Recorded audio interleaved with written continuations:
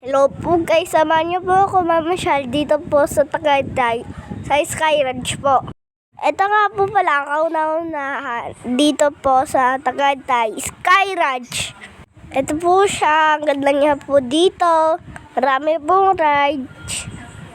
At sumakay nga po pala kami nila Tita Herman at Ate Mami sa mini coaster.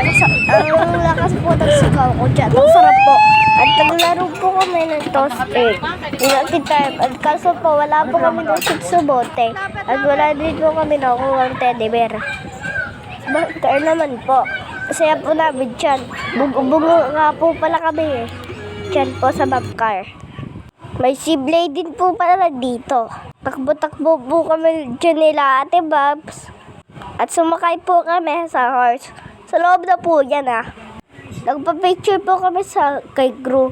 Ang tagkad niya po. Ang tulis po ng mga kuko niya. At pati rin po sa maliit na Gru.